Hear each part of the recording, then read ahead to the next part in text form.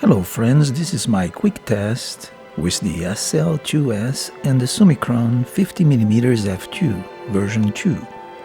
In fact, it's one of my favorite lenses and the one I use the most.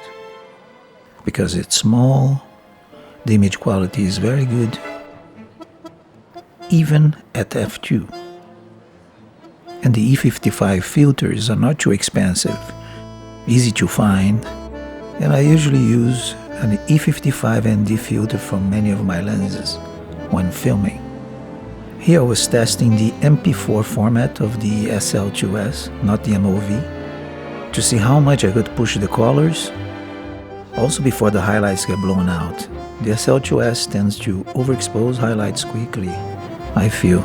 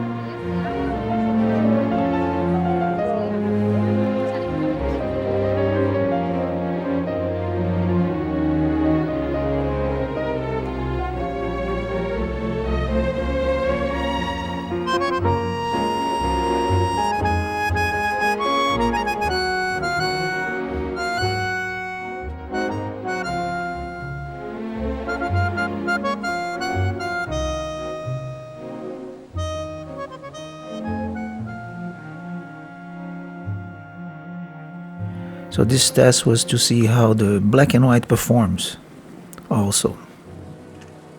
The black and white setting on the SL2S in monochrome mode is already very nice. But here I just desaturate the color to create a black and white image. It's still quite useful. But I did notice the whites blowing out quickly in the MP4 file, which doesn't have a lot of dynamic range anyway. And I did some color correction, add also some grain and noise just to take a little bit this digital feel out of the image. What I really like about the SL2S is definitely the viewfinder and how well it balances in the hand with the R lenses.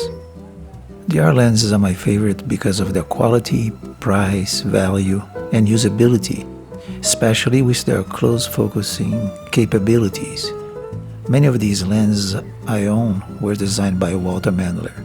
Keeping a set of E55 filters is also very useful, as I can use them across multiple lenses, including for filming with the RED and other systems.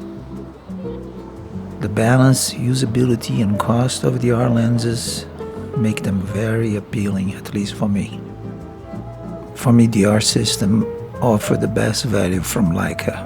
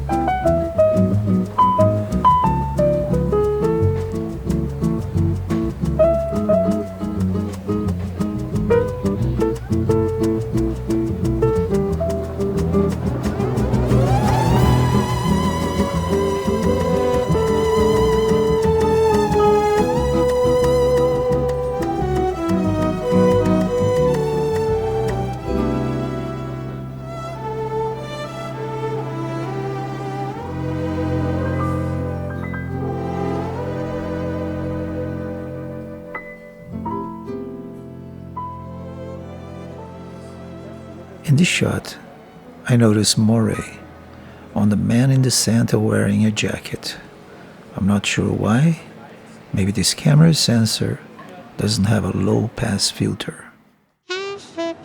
By the way, this part here is shot with the 16mm fisheye lens and you can see how much distortion and bending there is.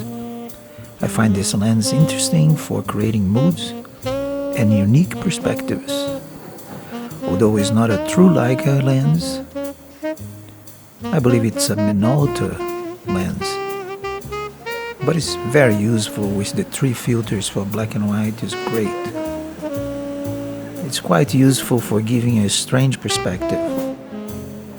I've been testing this lens in a lot of my recent videos, trying to understand it better.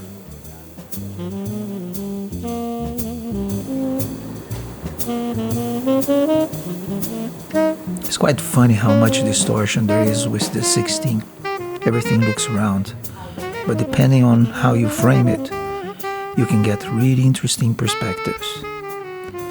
The minimum focus distance is also good, so you can get really close to the subject and achieve unique shots. In general, I can say I'm quite happy with the SL2-S. I've been testing this camera, and although it's a well-used second-hand beat-up camera, it's been performing well overall. I only had a few instances where the camera froze, though I'm not sure why. Maybe because it's a bit beat up second-hand, but so far, so good. I can't complain.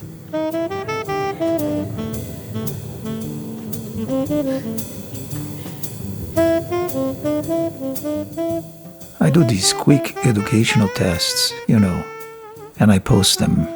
First, it's for me. I go for a walk, digest my food, and test the lenses and the camera. Second, I post them in case it helps some of you out there trying to figure out lenses and camera combinations. I hope this was helpful, and all the best. Thank you for watching.